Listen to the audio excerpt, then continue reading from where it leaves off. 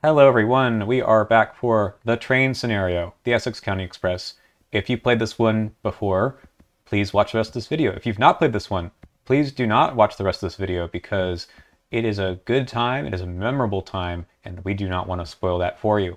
We're going to do lots of spoiling of the whole encounter deck and what happens in this scenario, so we'll get started with that. Yeah, choo. Yeah, this scenario is awesome. it's both awesome and also terrifying sometimes. So the first thing, you'll get a new token, a chaos token. So I believe in standard it's a -3.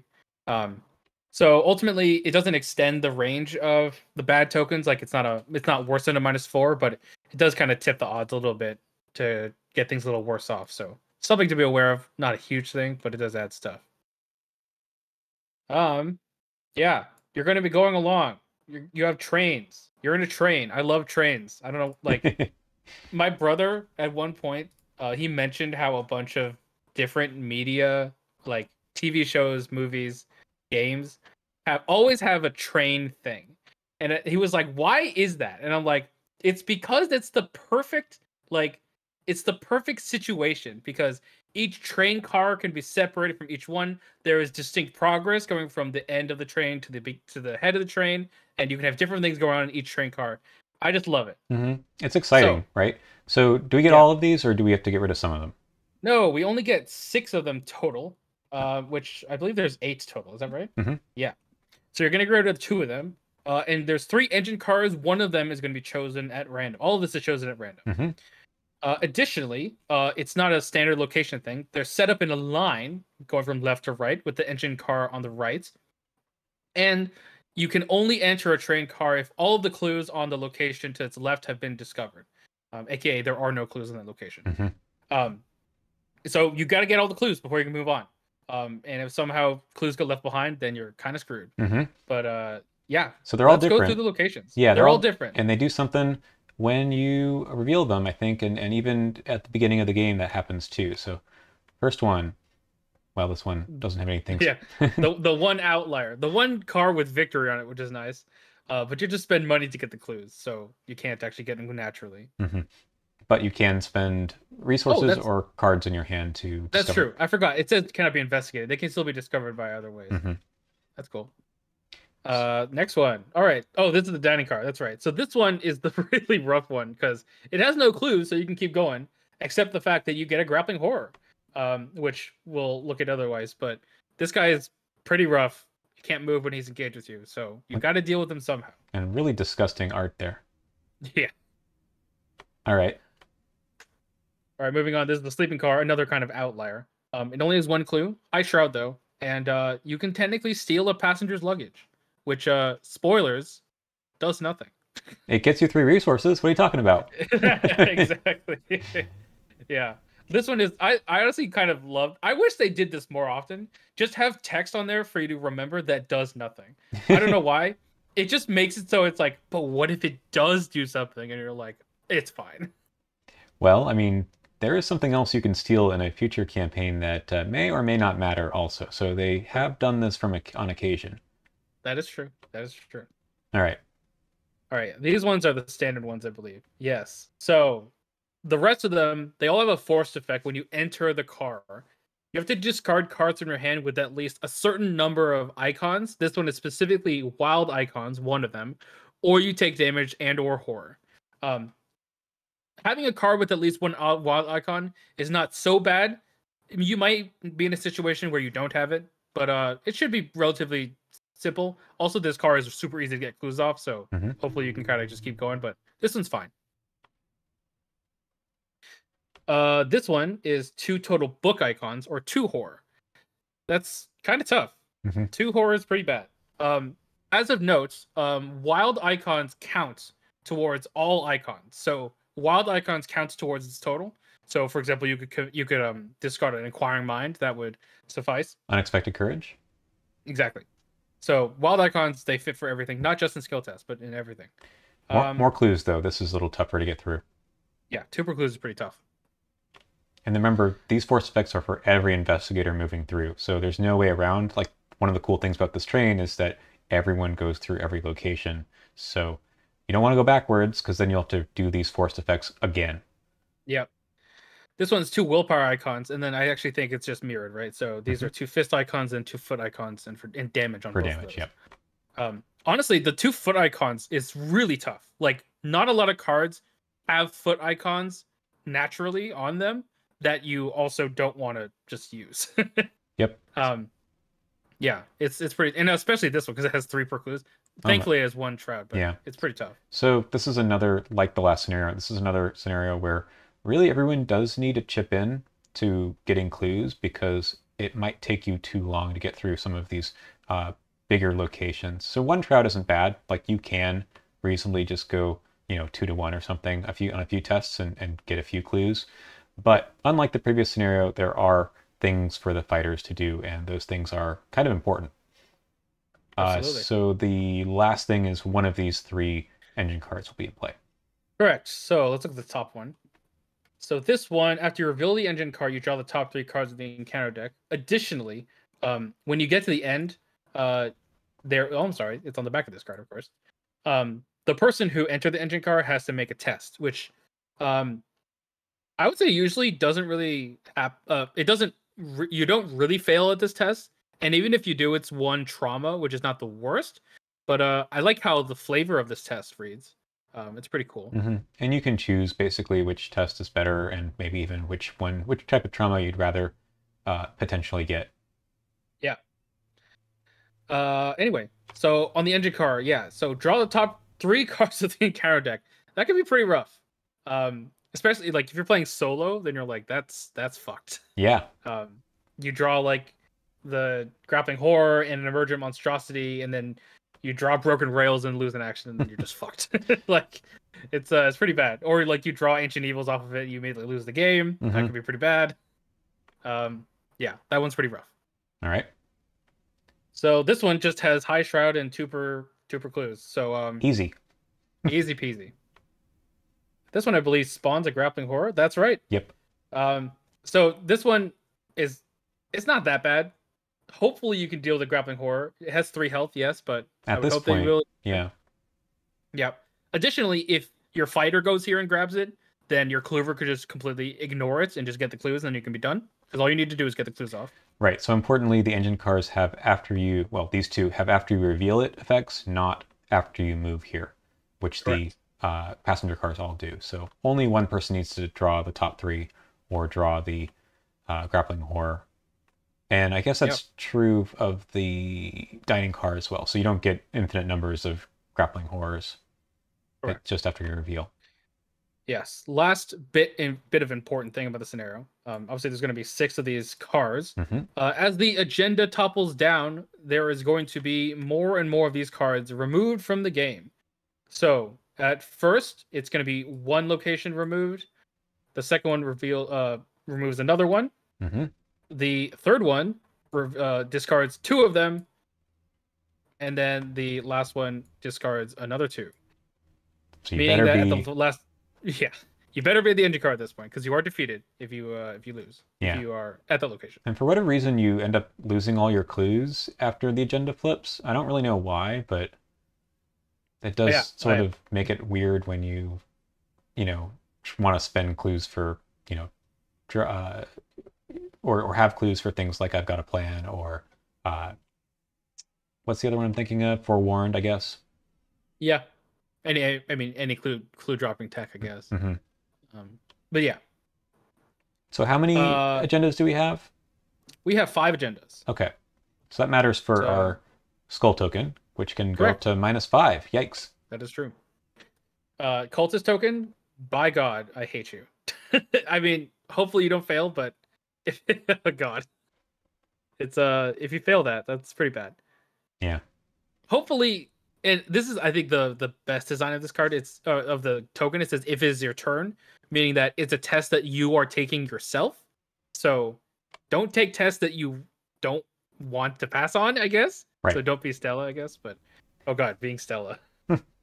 Yeah, that's true. So if you're taking a card in the encounter card, at least not one of the ones from the engine car, then you should be okay. That is true. Yeah. Yeah, I forgot about the engine car. That's rough. And then the other 2 are Well, the tablet, there should only be one at this point, right? Or maybe two? Could there be two? It's possible for you to have two. Yes, you could have the students have died, and also Adam Lynch or Harold Walsett died. Right, okay. Notably, again, this is not a if you fail, it's just add a doom.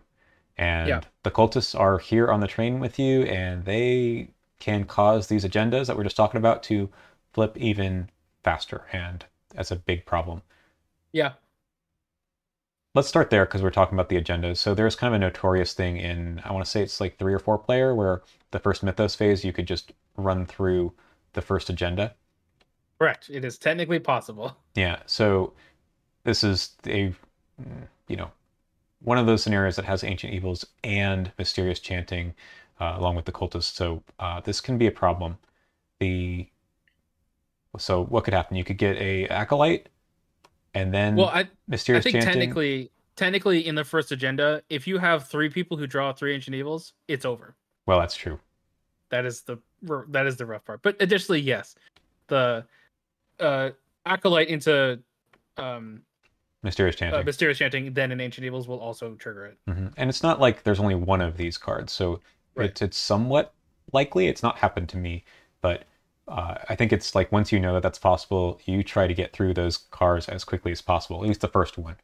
Yeah, it's honestly pretty rough to start with the one that has 3 per investigator on it. Yeah. Because more likely than not, if you maybe you do get off the clues, someone is getting left behind on that car during the Mythos phase. That's true. Because you can't leave after because you can only leave once all the clues are off. So whoever gets the clues last is most likely going to be the people who leave. So if you got the clues first, you're like, well, I'm stuck here. Yeah, oof, that's rough, especially first turn. Yeah. All right. So what else do we have in the deck? We've got some scary enemies. Scary enemies that are kind of kind. They go a location to the right, so they're not an immediate threat, and they also interplay exhausted, meaning that they're also not an immediate threat. They also don't have Hunter, so they're not going to chase after you. So you could try and evade them and move on, but they're worth victory. So it's an interesting decision point there. Yeah, I like them for that reason. Yeah. So they interplay exhausted. They could interplay exhausted with. No, I don't think they would latch on to an investigator, right? Correct. Yeah, they interplay exhausted, meaning that they're exhausted by the time they're at the same location as an investigator. Right. So, yeah, kind of a freebie. Yeah, a little unusual, but it's definitely possible for someone to be in the location to your right. Yeah. All right. Then we've got the grappling horrors. Are there only 2? Yes, there are only 2. This guy's like depending on the scenario, or not scenario, depending on the situation that you're in, this guy could be pretty brutal. Especially if you're planning to like finish the scenario, for example, get to the last car and then finish the game. But it's a 3 health enemy. It is a little bit beefy. The enemies are getting a little beefier at this point. So it can be a little rough, but ultimately it's just an enemy you have to deal with. And the 2 agility or 2 evade value is pretty okay. You can take a test. Maybe not draw the cultist, but you should be able to commit a few icons. I mean, you are a little bit unlikely to be able to play all your cards or commit all of your skills to test because you're getting rid of them entering the train cars, but it's possible you can deal with this guy. Yeah. All right, Broken Rails. God fucking damn it. Why are there 3 of these cards? Yeah. And why does it say each investigator? I don't know. It's a hazard. I've lost an entire turn from this card. Oh, everyone. I don't know how, but I've drawn 3 of them in a row. Oh no. Like, well, that's it. Someone should have brought some protective gear for the train. Yeah, maybe it's a hazard. Yeah, absolutely. Yeah, I literally they didn't need to print 3 of them in this counter deck. They didn't need to say each investigator. Ugh. Yeah. This makes me upset. And the asset part is also kind of brutal, but what are you supposed to do? Like some of the locations you're just trying to get through and tank some damage to get through quickly, but well, too bad. Too bad. Claws of Steam. This is another, I love the art here, but this one's also tough.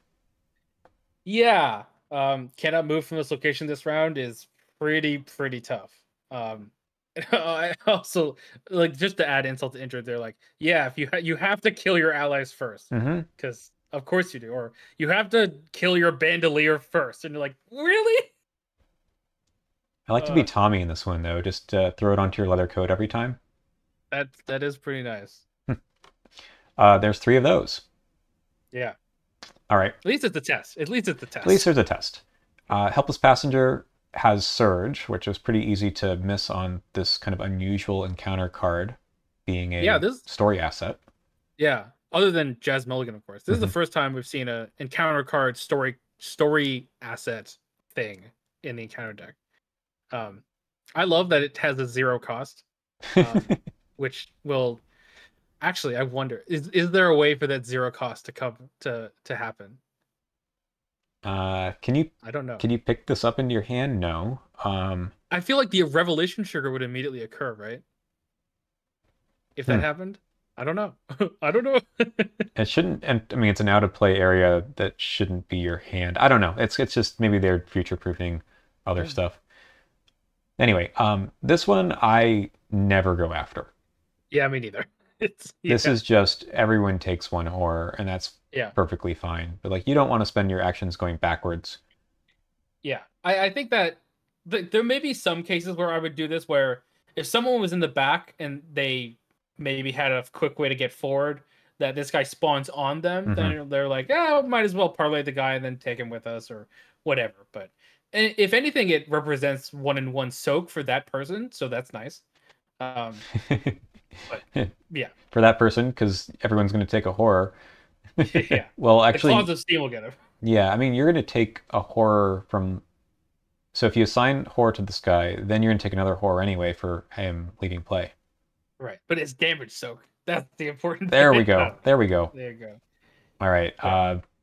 Then some old cards. Arcane Barrier. That seems like you just discard the cards from top of your deck and say, "Whoops, I'm not canceling the effects of the move." But there's no Beyond the Veil in this set, so that's okay.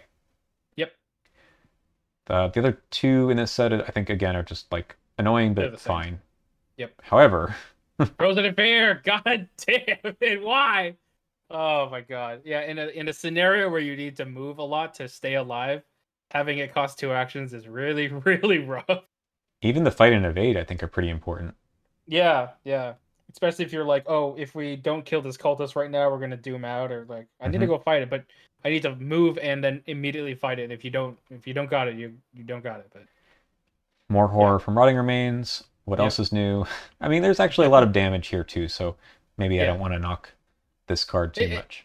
It kind of evens itself out. There's the Claws of Steam. There's these cards that all have damage on them. Yeah. Okay. All right. We talked about these guys again, but it's worth saying that they spawn in empty locations, which you cannot get to, because all the empty locations are, the empty locations are either going to be ahead of you and you can't enter them until you get the clues, which is going to be a problem, or they will be behind you, in which case this is a total softball, because if you know it's about to happen, they'll just leave play when the agenda advances. But the Wizard of the Order is kind of a problem, because you don't want to do that, because it'll just speed up that happening. But ultimately, you're not going to have to spend actions trying to kill them if you know they're going to fall off the end of the train. Yeah, more often than not for myself, I find them dying during the witching hour, which is always very nice. You draw Wizard of the Order and you're like, oh, we're in the witching hour already, put them in the back of the train, easy peasy. If you can't do that, you kind of just have to put them in the next location and hope you can get the clues fast enough to deal with them. If not, it's just an Ancient Evils. It's another Ancient Evils, basically, which is pretty rough. The nice thing is that near the end of the scenario, it can actually become a real thing where there are no empty locations, so you get a freebie there. So that's also nice. Yeah, they just go back in the discard pile and you don't get a replacement. One thing that's worth saying is, like, if this is a problem, if you're thinking that it's going to be a big deal for your team, you can kind of tech into cards that move enemies off of locations and bring them to your location, or let you fight from adjacent locations. So Janae Beauregard is nuts in this scenario. Oh, yeah. So she's going to move a clue back to a location you don't want to go to anymore. Yeah. That's wacky. Yeah. She could pull enemies from forward locations back to let you deal with them. It's crazy. Okay, well, I was thinking of things like Get Over Here or Marksmanship or whatever, but all right. The fair cards. Yeah. Yeah. which I think are like fairly decent Guardian cards for this campaign anyway, because of the other cards that spawn in hard to get to places. Yep. All right, that's the encounter deck. Yeah, let's talk about some rankings. Cool. Okay, so replayability. We've talked about the variation in the engine car and the different train cars. So there's quite a bit of different things that could happen as you play this one. And then maybe even just the do you get totally screwed in the first couple of rounds? And that doesn't always happen, right? It's possible, but it's not that likely. What are your thoughts on the replayability of this one? I think that in a way, it is very replayable because the outcome of the scenario can vary wildly. If you get unlucky, some very tough things can happen, which can become very interesting challenges to try and overcome. I found more often than not, I feel like I'm swarmed with enemies at one point, and then at some point, and then at other times, I just, breeze on through, taking damage and horror as I go, but like kind of never really having to deal with it and just get to the end. Mm-hmm. So in that sense, the locations that do come out, and also I do feel the order in which they are in line with the train matters a lot. Especially that last engine car, depending on what it is, it can really change things if you have to draw 3 encounter cards because Jesus. And yeah, honestly, I would say that this scenario, while the goal of the scenario is going to be the same each time, get to the end and get all the clues, it does vary a lot in how you get there. So I think I'm going to give it a 3.5.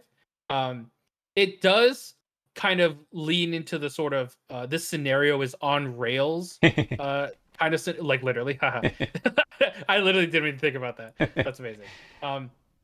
The scenario is definitely on rails, and there are a few other scenarios that do feel like they're also on rails further down the line, but this one is kind of the first one.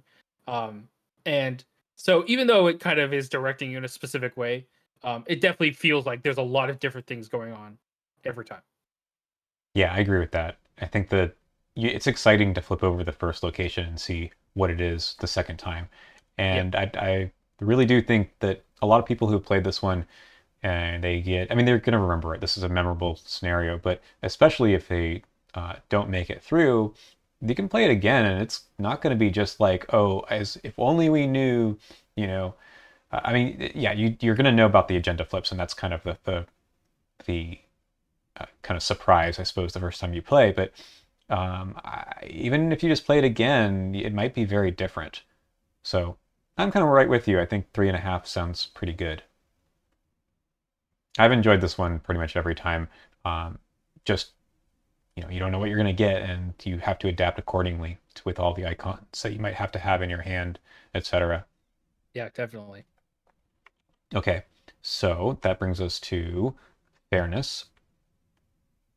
I think it's pretty fair. Like, there's a lot of different things that it asks you to do, right? And you can deal with them, right? It's either you discard the cards, and if you don't want to do that, just take the damage or horror. Yeah, I think that the real unfair thing about the scenario is when it causes you to lose actions and the Ancient Evils issue. Mm-hmm. Other than that, it gives you plenty of room to kind of explore your options and get to the end. In a way, it kind of, because the scenario is on rails and you have a very direct goal, it means that it can be very fair in the exact amount of pressure that goes on. The fairness of the scenario is really, really to me, it's very exemplified by the tightness of it. It always feels like the train car is being destroyed is like coming right behind you. Mm-hmm. And sometimes you're in the train car at the very edge, and sometimes you're a little bit further on, but very rarely do you find yourself like you got completely screwed or you're way too far ahead for the scenario to catch up, with the one exception of Ancient Evils. Yeah. So at least for fairness, I think I'm going to give it a 4. Again, as I said, I really don't like the action tax cards in this scenario, specifically Broken Rails. I'm okay with Frozen in Fear. It's like, it's annoying, but it's fine. But the Broken Rails one, meaning that everyone loses an action, can be really bad in 4-player. Yeah, But because the ancient evils going on with the mysterious chanting is it's kind of it knocks it down a little bit because it makes it too random. yeah. So the broken rails is everyone at your location, right? Yeah, So yeah, in 4 player, that's more likely. yeah, Everyone's kind of in the same place rather than one car behind. yeah, Okay. Yeah, and yeah, I agree with you. I mean, the that part is annoying. We've talked about how taking away actions is not our favorite. But it is only one action, right? yeah. Just don't draw all Why are three at there once. three of the cards though?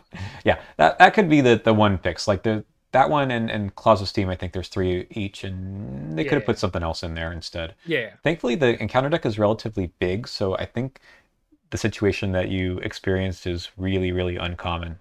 that's true. I'll go with 4. 4 sounds good with me too. Okay.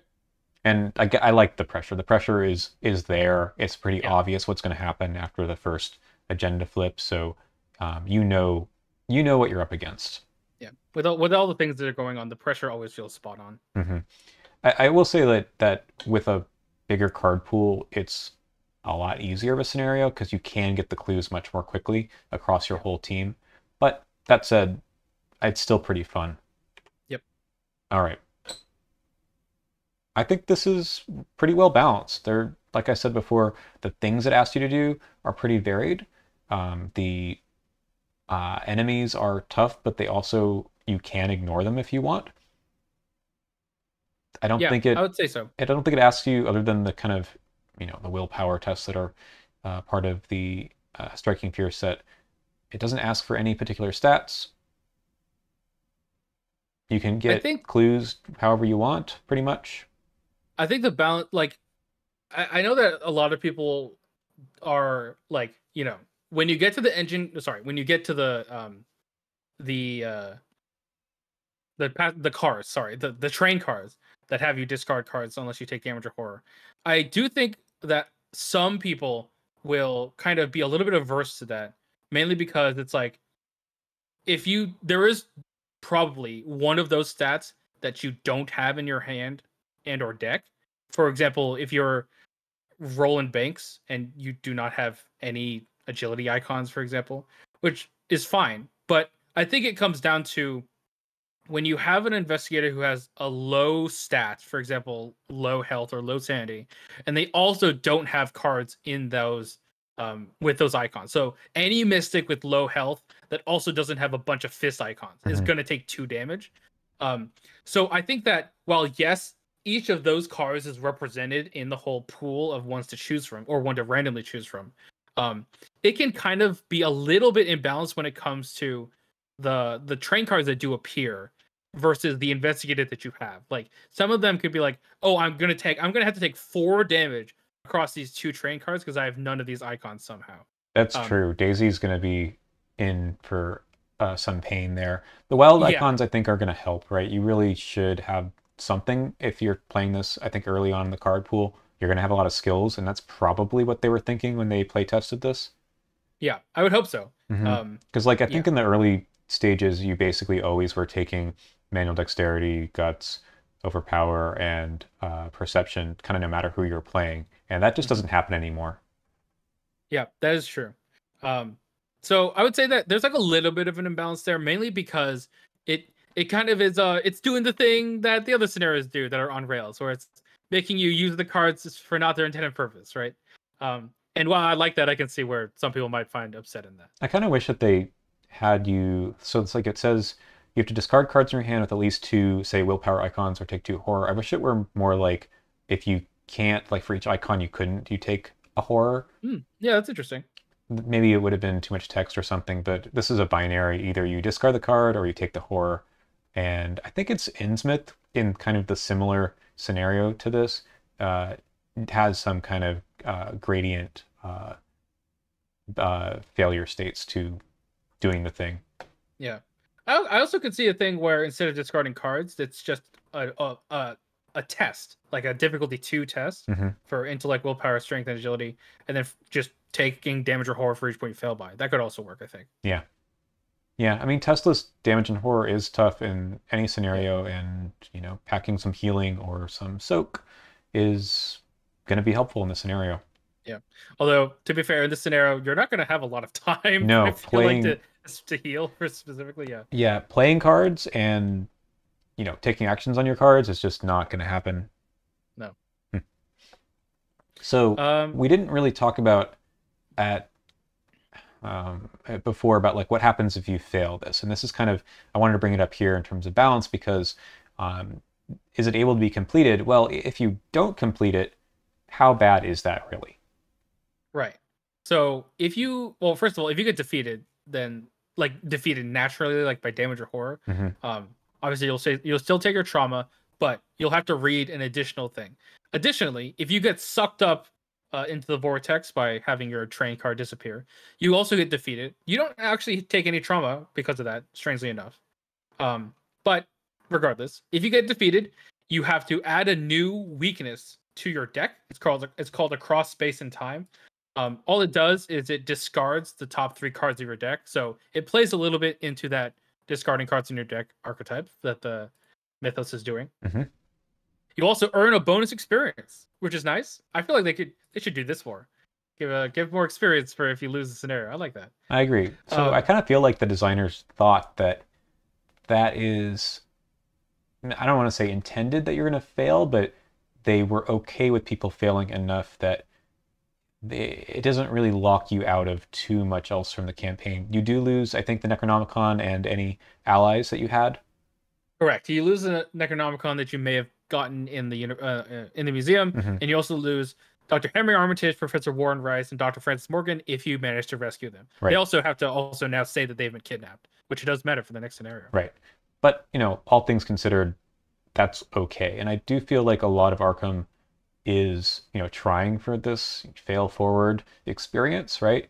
Where even if it's not going to be, even if they want you to try to complete the scenarios and get the best ending, is it okay to just whiff on a scenario?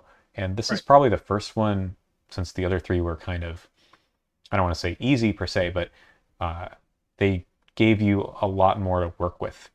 And this one can be tough to get through just based on the encounter cards and whatever else going on. So I don't know.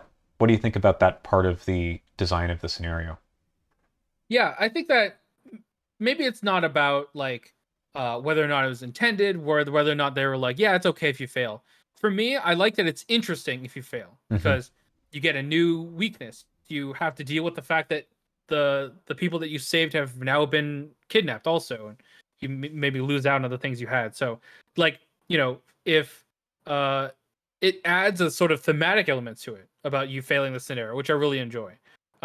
That for me is a lot more cool about the scenario when it comes to failing because something interesting happens. It's not like just something doesn't happen.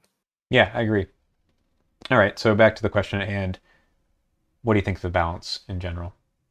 Yeah, I think that with the whole icon thing, with the passenger cars, it's a little rough, but ultimately, I think that it really gives everyone a seat at the table. So I'll give it a 4. Honestly, I think it's pretty solid. Yeah, okay. I thought you were going with lower with your discussion there. It's kind of funny as a mystic playing this and you have Rite of Seeking. You have to be really Yeah, careful about when you yeah, use that because we talked about losing actions and ending your turn in certain locations. Uh, yeah. because you want to use it to clear up locations, and that's a good strategy with that card in general to take it as your third action. But here it's a little risky. You kind of want to get the clues and move on your same turn. Anyway, that's the only thing I would note here, and maybe even like the shriveling damage will or horror will add up a little. But I give it a 4. I think it's there's something for everyone here. Yep. All right, and our last thing will be the experience. We've kind of talked about this all along. It's on rails, so you do It feel like you're is. on a train. I do like that. Yeah. Yeah, I think that honestly, I think this is one of the best in terms of experience. It's, as you said at the beginning, it's extremely memorable, especially in your first time.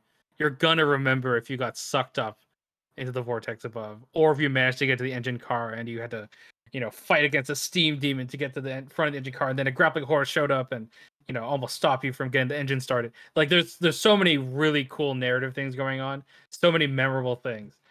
I love the agendas. Each of them, they talk about like, the terror of reality getting wider and closer, and then talking about the people on the engine on the passenger cars that are, panicking. Someone jumps out of a window, an old guy is like, Yep. knocked up into the sky. There's so many like cool narrative moments that just happen in flavor text during the scenario. I love it. You're right. I'm gonna give it a 5. Oh, I'm giving it a I 5 think too. Yeah, it's one of the best. it really is, and it is the first one that does something like this. And Yeah. I'm not sure.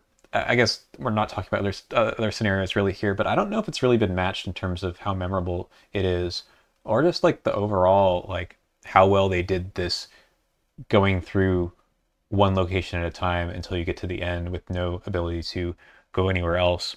I mean, Horror in High Gear is kind of the other one I can think of. The Edge of the Earth one to the Forbidden Peaks is quite good, I think, too. Yeah. But this one has you're on a train where the end of the train is being sucked up into the sky part that is extremely memorable, but also I feel like that's happening when you're playing. Yeah, absolutely. I think that this, like, this Dumbridge Legacy was the first campaign, full-size campaign to come out. And I think that this was one of the scenarios, if not the scenario, that made me actually fall in love with this game. Mm-hmm. Because, well, the first 3 scenarios are like classic Arkham. You get clues and you're exploring a thing, you're going through a university or a museum or a CD club in the back of a restaurant. This one shows what the game can do. Like, it can show you that these locations mean something and that you're going through and you are on a train, and it feels more like that than any other scenario. Yeah, and I really think that I kind of commented on this with The House Always Wins, that I want to play my deck. This one, I do feel like you can play your deck. Even though the pressure really is there, I do think that you have time to put down a few assets at the beginning. Yeah, you might get screwed, but you should be able to still do most of what you want to do, and then discard like the second copy of stuff when you have to move from location to location. I mean, it's better. It's going to be easier if you're just playing a skill-based deck, probably, but I don't think it's totally saying, no, there's nothing for you to do here. Like The House Always Wins says, yeah, clues can only be discovered through your random token pools and not through playing your actual deck. It's very clear that although there's a lot of pressure, you're still meant to play the game in the way that the game has taught you how to play the game. Yeah, absolutely. It's good. It's such a good scenario. And yeah, it's the train one. Everyone knows which one this is. It helps that it's the first major campaign, and a lot of people have played Dunwich. I hope you have too, if you've made it through this far in the video. I just realized our little bar here looks like a train too. Every time I see, hey, there you go. we're right at the front at the engine car. Perfect. Yeah, I just love the experience. It's amazing, and I think we'll talk about the Return 2 next, but I will highly recommend the Return 2 as a way that they tweaked it to make it a little more so. So this is the end of our discussion, I think, of the base version, and then we're going to go back to TTS in a second and talk about the Return 2. All right, we are back. We have the Return 2 cards out here, and I wanted to talk about the kind of major differences, and the biggest one is that there is now an Agenda 0 on this, the beginning of the scenario, which is weird. I don't think they've ever done Agenda 0 before or after this. Nope, definitely not. But it's funny. It makes the skull 0, which is nice. It does for a couple rounds. They had to do this though because they needed to add something to the beginning, and when you flip this, you get, ooh, scary, the Conductor. Yeah, this guy is like, it makes the scenario so much more interesting. But this guy is tough. Mm-hmm. Yeah, massive. I love the art. I think the art is super cool. Really cool. So basically what happens is that he goes to the leftmost location, and if you wait around for him to catch up and you want to kill him, then he just respawns basically when you advance the agenda. And remember, there's now 5 more of those, so this will happen quite a few times. And even if you leave him around at the back, he doesn't go away. He moves to the location that is basically the end of the car, right? Yep. So Yeah, it's a little pressure from the end of the from yeah both sides of the train basically. yeah, absolutely. It's pretty tough. It's another unkillable enemy, but it's one that it feels it feels like on the edge of being able to deal with it. Because if you can evade it, that's pretty nice, and just leave it there, and then when it advances, then it'll come to you. But it definitely is like a pushing you from the back. Hmm. And you want to move forward anyway. So there's a few new locations that make you a little wary about doing that, and notably it's the freight car. The freight car. I don't know why I love this location, just because I love that it can just defeat you. I love that. Um, I love it because I don't know. It feels so thematic, and it's just hilarious when it happens.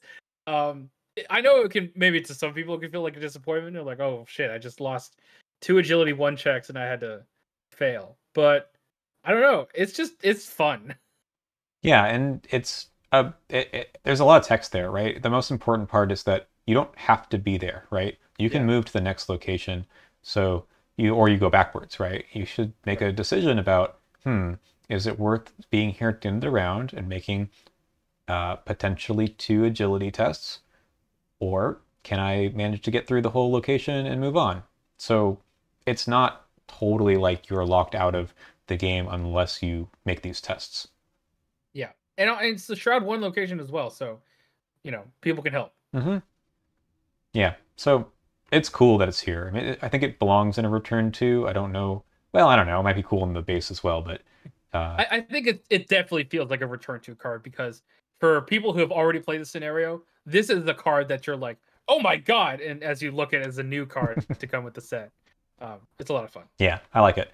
And the other one is just a mirror of The resource the one. resource one. Yeah, so Yep. discard a card, which is notably tough because you're discarding cards moving around the train already.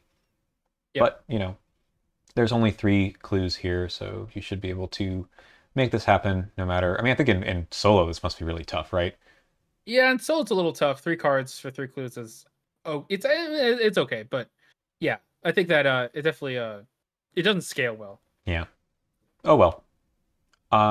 Then we have a new engine car. So there were 3 before. There's a 4th one now. This one is kind of interesting because you cannot investigate it, but you could get the clues other ways. Yeah. And the other way that you are supposed to do it is you get this engineer, and Yeah. you have to parlay to take control of him first. Then, if you already control the engineer, you parlay again, and if you succeed, you get 1 clue. So anyone can trigger this action, which means that uh, what does this mean? Does this mean if you have him, if someone else takes the test, then you'll be taking the engineer from the first person and not getting a clue? Correct. Okay, so you got to pass them around the table before you Yeah. get the clues. Yeah. So it basically means that anyone with willpower will be able to do this well, I guess, instead of just intellect or investigating. Hmm. Um, it does kind of it makes it so that the engine card, you can't finish it as quickly as some other times. Some the other engine cards, for example, that could investigate with right of seeking or clairvoyance or things like that. Um, so it kind of it limits the amount of time, or sorry, it extends the amount of time that you have in the engine car. Which But I think is it, fine because they added extra. I mean, if this is the one you get, you had an extra agenda kind of to move yeah, along. yeah. Although, I mean, that being said, it's the same amount of doom, right? Because the first agenda has been also replaced, so it only has 2 doom. Oh, you're right. Yeah, so it's 2 + 2. It's the same, and then this one continues it. Ah, okay, you're right. So it's the same.